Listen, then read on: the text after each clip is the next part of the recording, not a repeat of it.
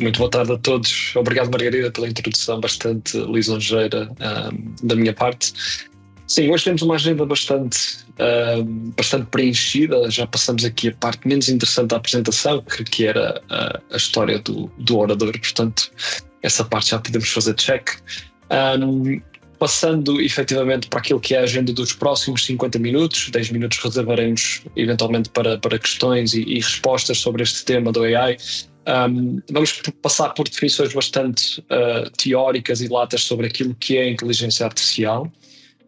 Vamos falar e fazer um aprofundamento de casos práticos que efetivamente já existem hoje em dia nas mais variadas empresas do ramo da robótica, do design, do marketing, desde o ramo da saúde.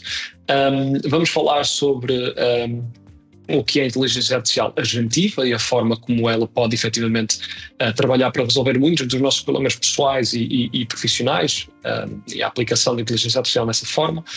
Falaremos um pouco também sobre a inovação e a regulação legal da inteligência artificial e como é que este tema estará a evoluir nos três grandes polos de inovação, na União Europeia, nos Estados Unidos e na China. E no final faremos aqui um exercício de futurologia, tentar prever qual será o caminho da inteligência artificial nos próximos 5 anos, e de facto é no fundo um exercício bastante ambicioso, mas vamos fazê-lo em conjunto, tendo em conta a velocidade com que esta área está a evoluir. Bom, como é que todos nós no dia a dia estamos a utilizar inteligência artificial, ok? As abordagens mais comuns e mundanas, todos nós já tentamos reescrever aquele e-mail chato que poderia ser uma reunião, utilizando o ChatGPT para simplificar essa tarefa tão simplista, mas hoje tão complicada. Portanto, todos nós já usamos o ChatGPT para alterar o tom de voz, para simplificar, para adicionar mais detalhe. Todos nós já efetivamente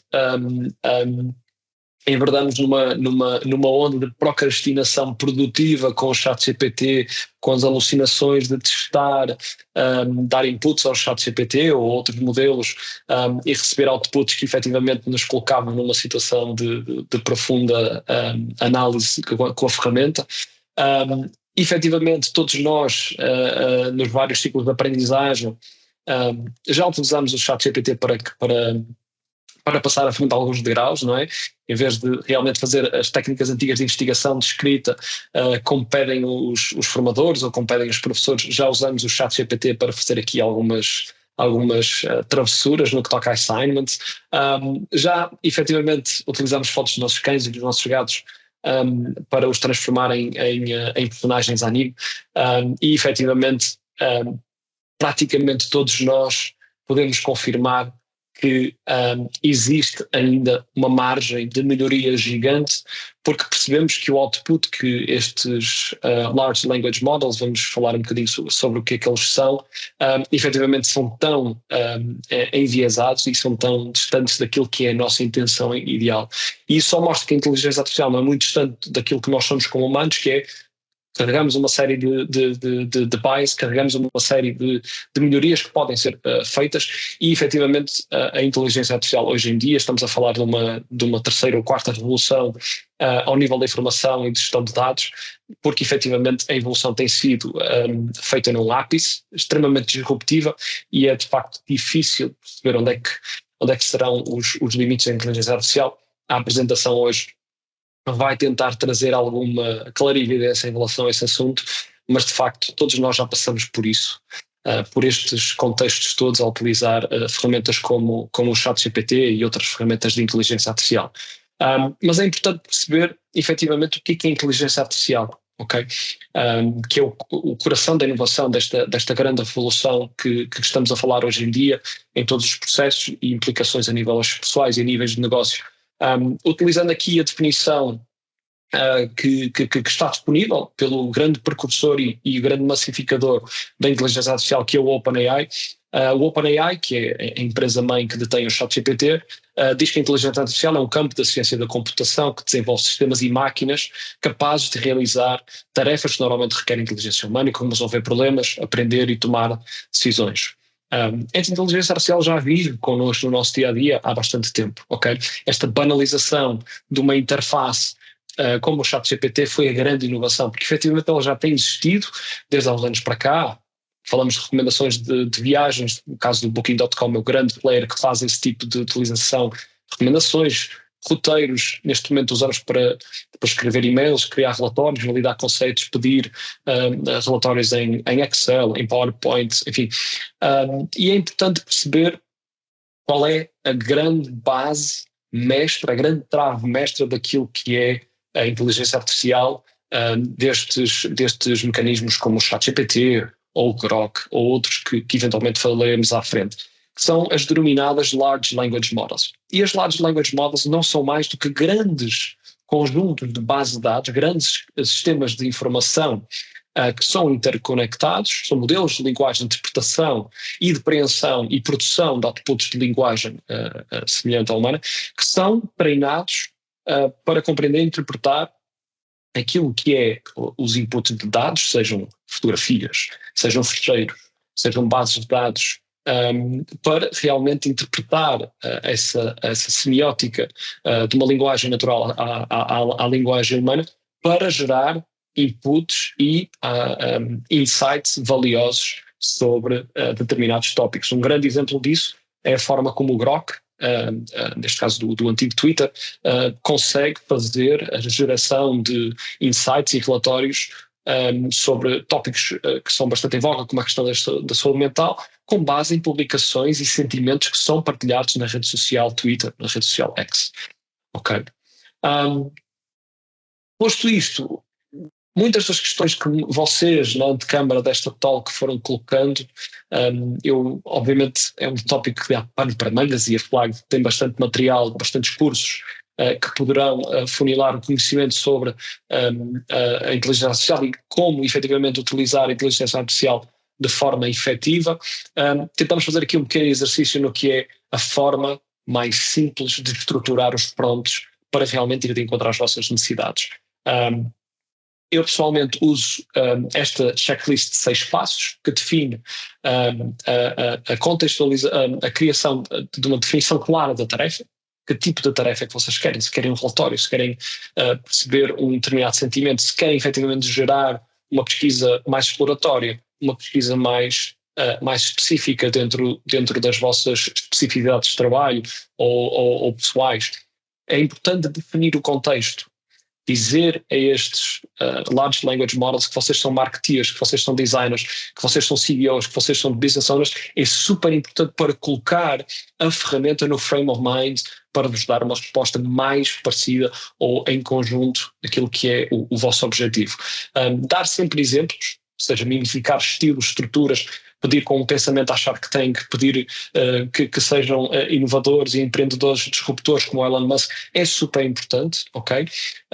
A questão da persona, como eu também já referi, é super importante porque vai buscar um conjunto de competências ao definir esta persona no prompt que vai colocar estes Large Language Models num contexto super específico, se vocês querem agir como Steve Jobs, ou se querem agir como o Nelson Mandela. Enfim, há uma série de personificações que pode ser feita e que coloca aqui estes modelos num nível de precisão muito mais elevado. Especificar o formato também coloca-vos 1 ou 2 passos à frente naquilo que é interação, não é? E sobretudo quem usa os modelos mais gratuitos destas ferramentas sabe que há alguma limitação naquilo que é comunicação. Portanto, definir o formato, se querem formato em bullet points, se querem markdown, se querem uma tabela, se querem um relatório em Word ou um PowerPoint, ou se querem um fecheiro de CAD, é super importante esta definição.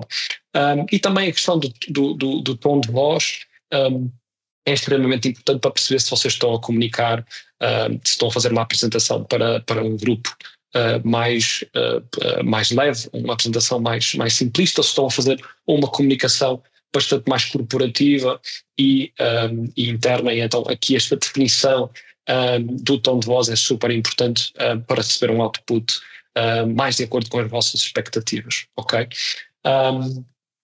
Super importante também um tópico que mais uma vez, é uma abordagem muito, muito na ponta do iceberg, que é como fazer o treino dos vossos chats GPTs. Ok, vamos usar o chat GPT como benchmark aqui.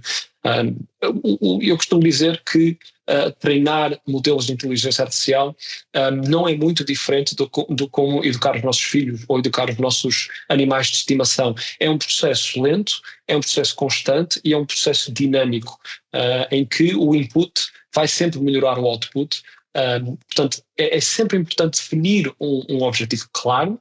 Ok, se querem fazer segmento de mercado, benchmark, inovar, afunilar ideias, validar ideias, é importante definir isso de antemão, e é importante estruturar efetivamente os vossos fronts como, ok, se eu quero buscar a validação a posts do Instagram, se quer buscar validação a publicações da McKinsey, ou se quer efetivamente fazer uma investigação mais científica, pedir ao Google Scholar, ou efetivamente usar um concorrente de ChatGPT como o Perplexity, que usa fontes mais credíveis, é super importante que tenham isso em conta, e é um exercício constante, ok?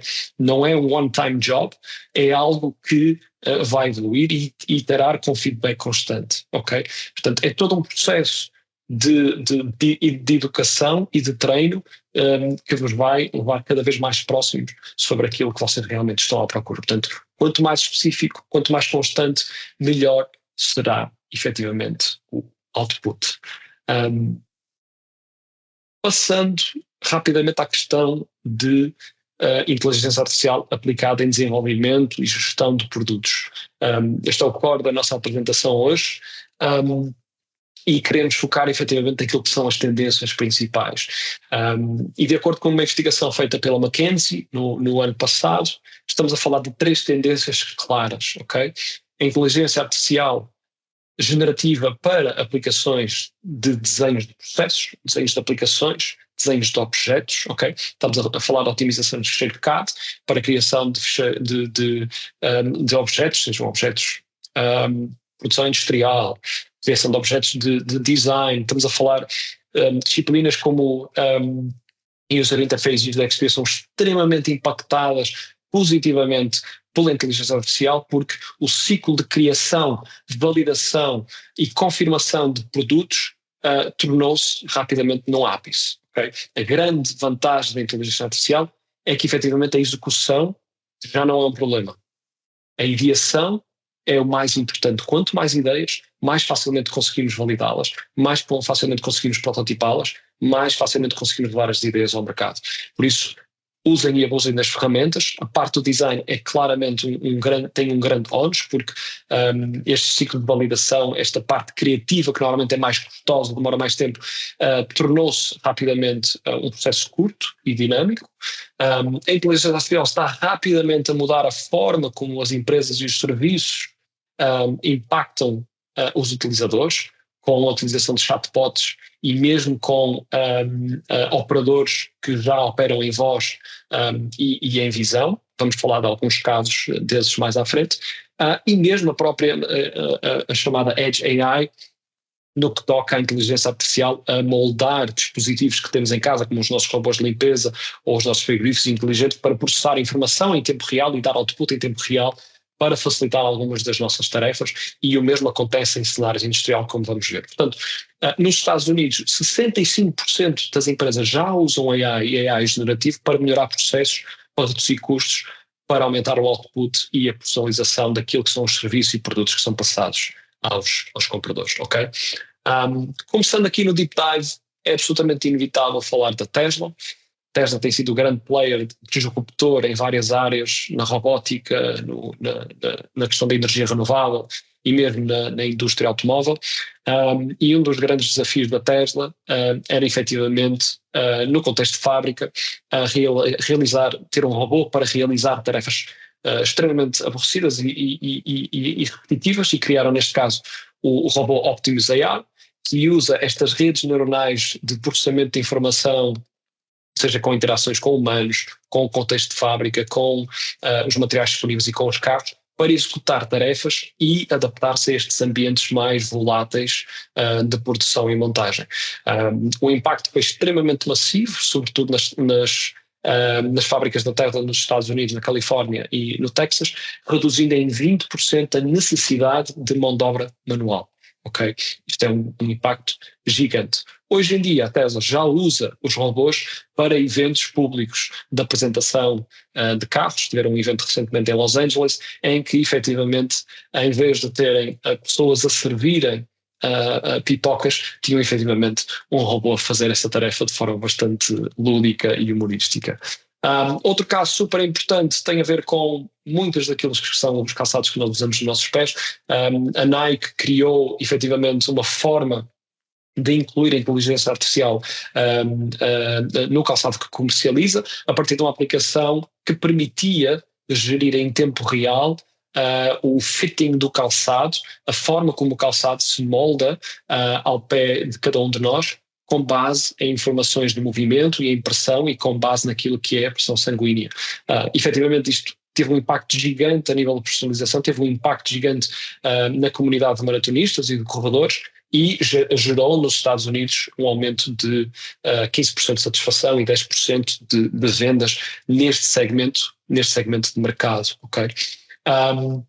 Ainda na parte, passamos aqui para a Baviera, um concorrente da Mercedes. A BMW utilizou efetivamente os próprios carros em linha de montagem para reduzir custos de controle de qualidade. No fundo, utilizaram dois serviços de AI, o Car2X e o AI-QX, para comunicação real entre os próprios carros, ou seja, estamos a falar de utilização das câmaras montadas nos para-choques frontais e traseiros para efetivamente conseguir entender que tipo de problemas e imperfeições e correções de montagem que eram necessários, muito antes de um processo final de quality control tradicional nas linhas de montagem automóvel. Estamos a falar de uma economia de 1 milhão de euros ao ano em 2024 e uma redução de 6 trabalhadores em linha neste teste que a BMW conduziu na fábrica de produção dos automóveis elétricos em Munique.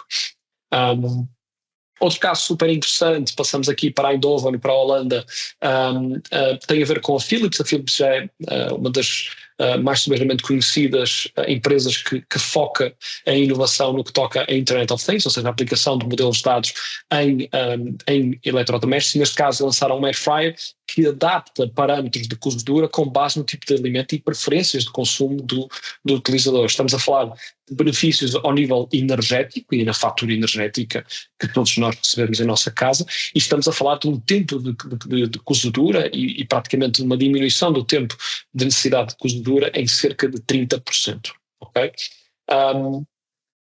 Aqui do sul da Holanda passamos efetivamente para Portugal. Temos um caso aqui muito próximo de nós, o avaliador de sintomas que foi criado pela CUF, um dos hospitais privados existente aqui em Portugal, em que o grande objetivo era efetivamente diminuir o número de consultas presenciais generalistas com avaliações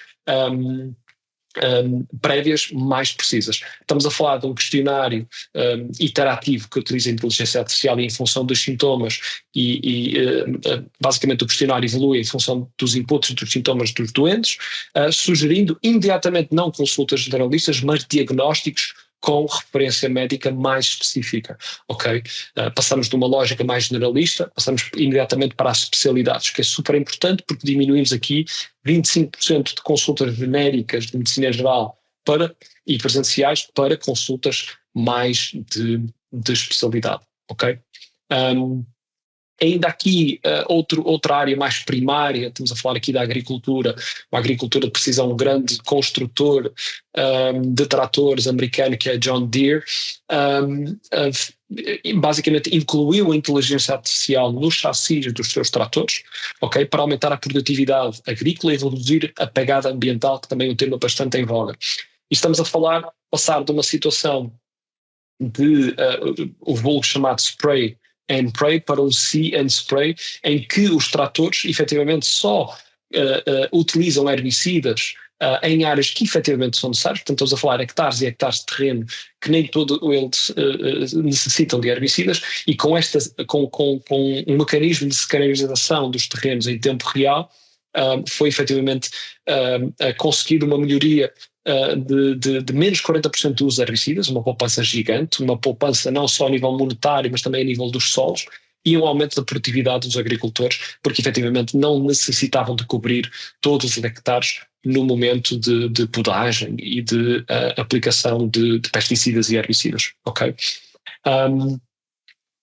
Por último, um exemplo que provavelmente muitos de nós temos nas nossas próprias casas, e muitos de nós sabemos o custo que é passear no showroom do IKEA e ter que fazer aqueles labirintos intermináveis, mas a IKEA procurou realmente resolver alguns destes pain points, que é efetivamente tentar ajudar os clientes a perceber como é que determinados móveis iriam efetivamente posicionar-se nas nossas casas. Basicamente estamos a falar de uma aplicação que todos nós podemos usar no nosso telemóvel, em que a partir da nossa câmara podemos projetar uma determinada estante, um determinado sofá no espaço disponível dos nossos domicílios, ok?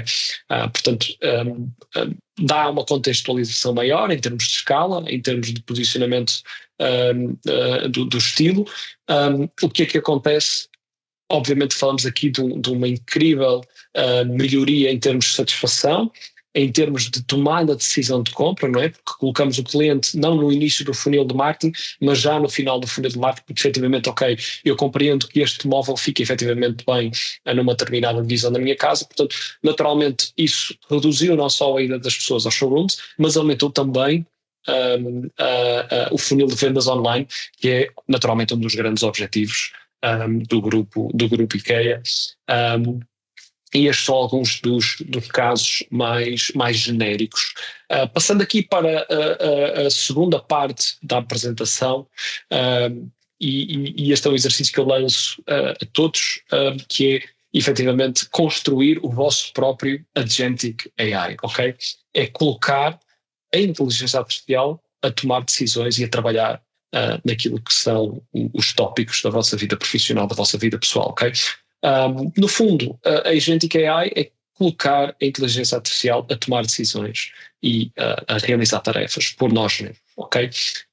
É uma definição que se prende com uma percepção do ambiente, é uma percepção de planeamento e de tomada de decisões autónoma e com interação constante, ok? Nós estamos a falar de um chatbot. Um chatbot basicamente é um mecanismo em que há um determinado set de informação que é pré-definido, que não evolui, e o chatbot lê dessa informação. Um Agentic AI não só planeia, não só toma decisões, como evolui essa base de informação em função daquilo que é os inputs que recebe, ok? Estamos a falar de características de percepção, ou seja, análises com base em inputs de texto, inputs de imagem, inputs de voz, conferindo uma capacidade de raciocínio, de análise e de planeamento, e a grande diferença de um AI estático é conferir-lhe a capacidade de ação, de ajustar automaticamente em função destes inputs, ok?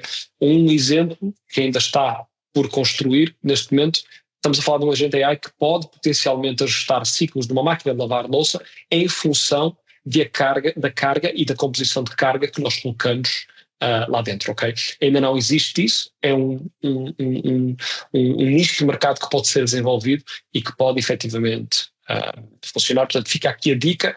Já é possível fazer isto com as ferramentas atuais de ChatGPT. Infelizmente não vamos ter tempo para afiliar isso, mas mais uma vez a FLAC tem bastante material para afiliar nestes casos e efetivamente funcionará para qualquer tipo de problema que vocês queiram resolver, ter um Agentic AI autónomo a tomar decisões e evoluir em função dos inputs. Alguns dos exemplos desta tendência de Agentic AIs, estamos a falar de várias aplicações, aqui trago sobretudo exemplos americanos, estamos a falar de planeamento de tarefas, estamos a falar de atendimentos ao cliente, estamos a falar de produtividades ao nível de equipa, com antecipação de necessidades e entendimento de contexto. Estamos a falar de engenharia de software para quem trabalha com developers, não é o meu caso. em que há uma efetiva melhoria naquilo que é a revisão de trabalho e de código, neste caso. Estamos a falar de exemplos de recursos humanos e recrutamento com ferramentas que, em função dos currículos, já conseguem fazer otimizações de seleções, comunicação aos candidatos a determinadas vagas, e naturalmente a questão da robótica, em que há aqui uma junção de software e hardware, em que grandes exemplos como a Boston Dynamic Robots ou a Tesla com Optimus já criam robôs capazes de navegar e planear ações no mundo real de forma autónoma. Bastante assustador, mas é exatamente este o caminho da inteligência artificial, que é a conjugação do software com o hardware. Portanto, não estranhem nos próximos 5 anos termos robôs a fazer a liga doméstica das nossas casas. É uma das previsões pessoais que eu tenho. Dependerá também de muitas questões legais que teremos a oportunidade de falar daqui a cerca de 5 ou 6 slides. Um grande exemplo, e se calhar o mais banalizado exemplo de Agentic AI é efetivamente o Full Self-Driving Mode da Tesla, ok? Em que estamos a falar de um carro plenamente autónomo nas estradas portuguesas e nas estradas europeias e americanas, ok? Em que efetivamente o carro é equipado com esta inteligência para planear rotas, perceber rotas em função de obstáculos, em função da capacidade das baterias dos carros, e ao mesmo tempo prevenção de acidentes, o que reportou a Tesla em janeiro deste ano, resultou em todos os países, ou na maioria dos países que têm o Full Self-Driving Mode ativo, não é o caso de Portugal, em uma redução de 30 acidentes pelo uso desta ferramenta, ok? Outro exemplo muito prático e que também é familiar para muitos de nós, o caso da Amazon. Muitos de nós usam a Amazon diariamente, e a Amazon usa efetivamente a inteligência artificial para otimizar aquilo que é o ponto principal de um player de e-commerce e de um marketplace de e-commerce, como o caso da Amazon, que é a parte da gestão de armazéns. Okay? A Amazon faz isso de forma completamente autónoma, em que há agentes a gerir o stock e o dispatching de tudo aquilo que são as encomendas, e naturalmente estamos a falar de 25% de eficiência no processo de pick-up e distribuição, assim como 15% de redução nos custos de manutenção de armazéns e de atrasos nas entregas, dados da Forbes de 2024. Terminando aqui com o último exemplo daquilo que está a funcionar, com um exemplo que é muito próximo do meu coração, digamos assim, que é a parte dos carros de luxo, e aqui a Ferrari, efetivamente, subejamente conhecida como a marca de automóveis desportivos, e é uma marca que naturalmente é extremamente personalizada na forma como contacta com o cliente, na forma como constrói os seus carros em função das necessidades muitas vezes excêntricas dos seus clientes. A Ferrari neste momento está a utilizar uma AI agentiva da Amazon Web Services para otimizar processos de design, ou seja, estamos a falar de personalização de carros. Estes carros têm mais de centenas de possibilidades de combinação que vão muito ao detalhe das necessidades dos clientes da Ferrari, e aqui efetivamente todo o processo de design e de personalização já acontece com o recurso da inteligência artificial, ok?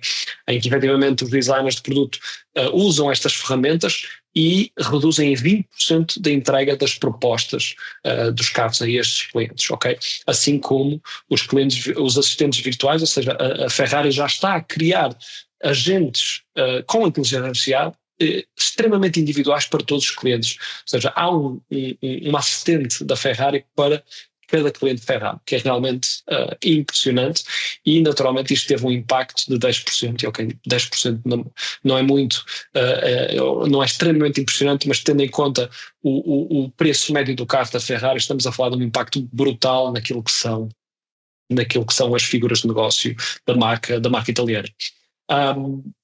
Tentando fazer aqui uma ponte para o futuro, e naturalmente a futurologia é sempre um exercício aleatório, mas efetivamente há 5 tendências que eu gostaria de deixar com vocês.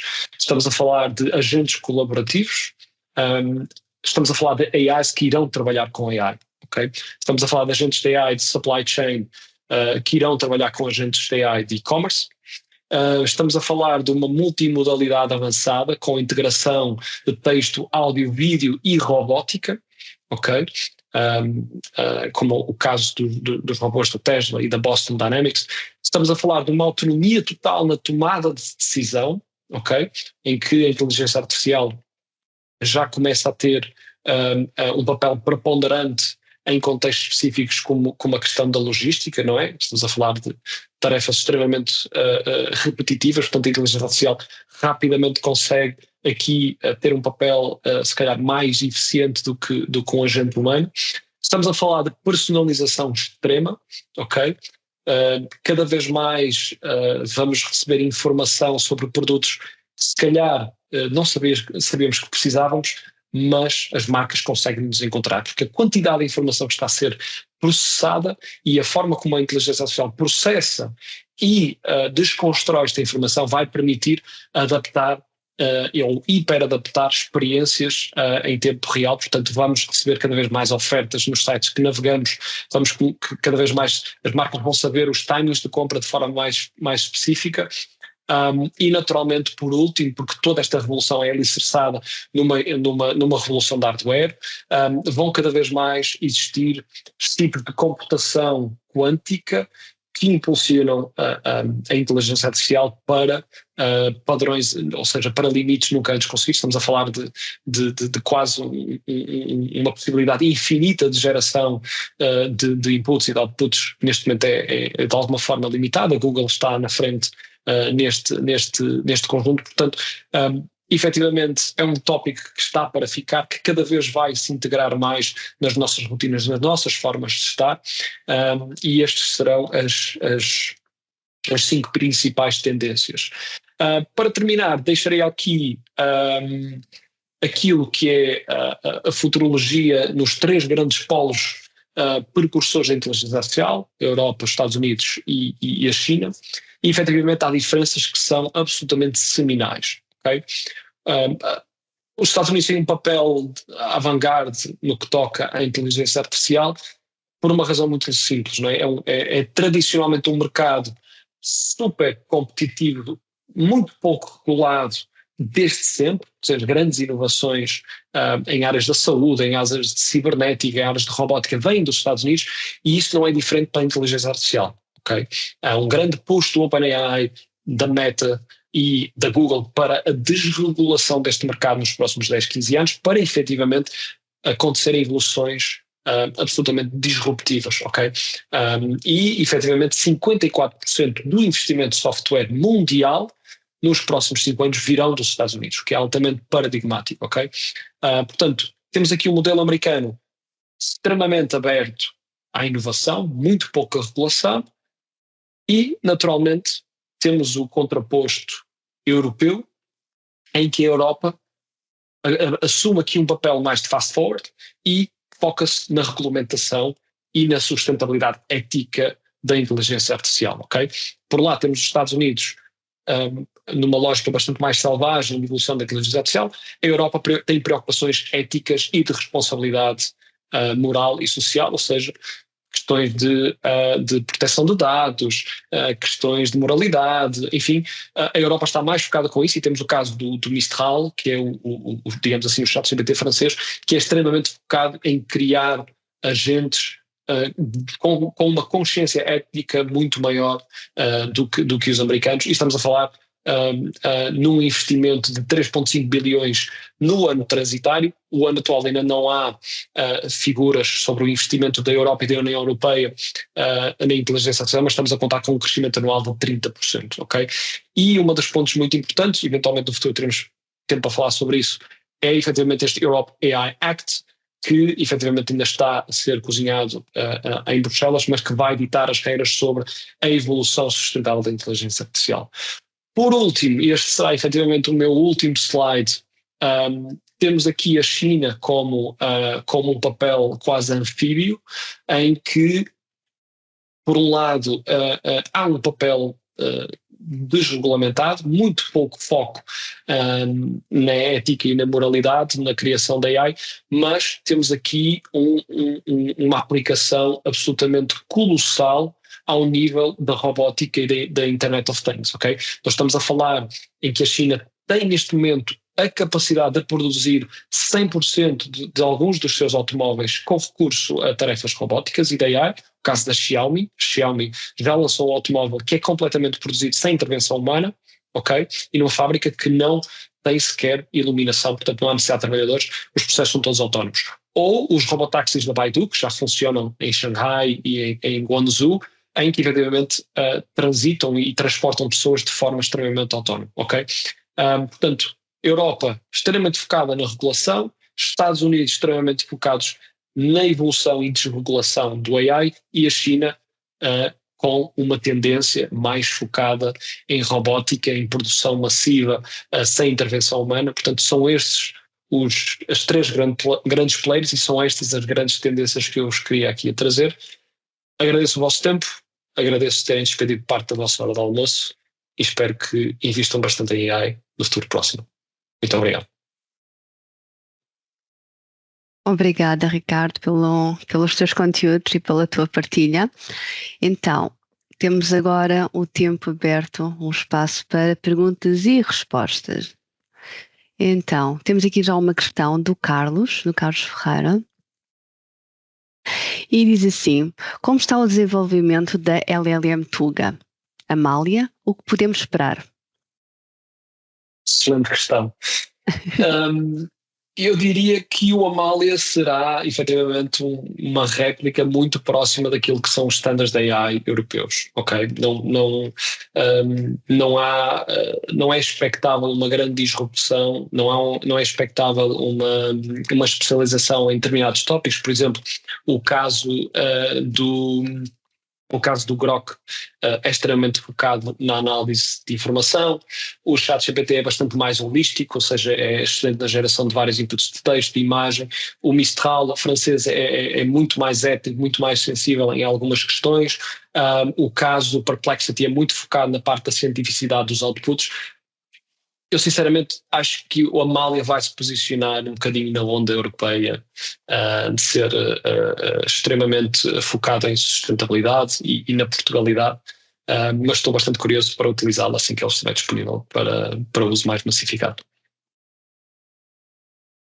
Tenho aqui mais uma questão por e-mail que me chegou, que da Joana Marques, que coloca a seguinte questão: como é que podemos garantir que a inteligência artificial é uma aliada na redução das desigualdades e não um fator de exclusão, sobretudo em contextos com menor literacia digital? Bom, eu acho que o AI efetivamente traz aqui uma democratização muito grande em várias áreas de conhecimento, porque providencia informação que não estava antes disponível. Portanto, em termos de literacia digital, eu acho que isto é um game changer, no sentido de providenciar ferramentas que estão disponíveis à distância de um prompt. Portanto, naturalmente é expectável que a curva de aprendizagem seja bastante elevada para determinados tipos de grupos, mas eu acho que é a grande oportunidade de clivagem no que toca a este gap que existe de literacia digital em Portugal. Acho que o ChatGPT vai providenciar aqui um papel muito grande para gerações atuais e mesmo as gerações dos nossos pais, dos nossos avós, devido à facilidade de uso das ferramentas. Ok. Tenho aqui mais também outra questãozinha, que é da Mariana Bodnar. O que é que mais tens ouvido prometer nos projetos de IA e que na prática nunca funciona como esperado? Bom, eu posso dar um exemplo que tenho sentido na pele internamente, em que tentamos, nós, Mercedes-Benz.io, mas também outras empresas de desenvolvimento de software, é esta promessa que efetivamente a AI vai colmatar aqui tarefas digamos assim, de correção de código interno ou de melhorias de correção de código, controle de qualidade. Neste momento ainda há muito trabalho a fazer, portanto essa promessa é uma promessa que neste momento ainda não é cumprida por parte da inteligência artificial e destes grandes modelos como o Copilot da Microsoft. Portanto há muito trabalho, há muita evolução a fazer aí, é uma promessa que ainda não foi cumprida, neste caso por parte da Microsoft Copilot, que é o exemplo que eu tenho mais próximo. Então, Alexandre diz o seguinte, Alexandra Pereira: colocar as questões no ChatGPT em português reduz a qualidade das respostas relativamente a se forem feitas em inglês? Não necessariamente, porque efetivamente o modelo tem capacidade de fazer a tradução em várias línguas, portanto a língua não é um entrave, naturalmente. Agora, estes modelos dependem do processamento de informação nas várias línguas. Português é uma língua bastante usada mundialmente, em termos de, percentualmente falando, há imensos falantes de língua portuguesa, portanto eu acho que não é um entrave de todo. Ok. Depois tem aqui a Jacqueline: a Europa e Portugal, em particular, não perdem competitividade em regular em vez de desenvolver e acompanhar o que se passa nos outros países? Assim, eu posso dar a minha visão pessoal e posso dar uma visão um pouco mais europeísta. A minha visão pessoal é que efetivamente há uma perda de competitividade numa área que é extremamente pouco conhecida, né? Daí os Estados Unidos estarem na vanguarda do desenvolvimento da inteligência artificial, porque não há regulação. Os players têm tido a liberdade para criar e para desenvolver os modelos sem qualquer preocupação com regulações atual. Portugal, há uma necessidade de obedecimento às leis e às diretrizes europeias, portanto, naturalmente, colocar-se-á numa situação mais secundarizada e menos inovadora e mais fast follower, efetivamente por estar presa aos padrões de regulações europeias.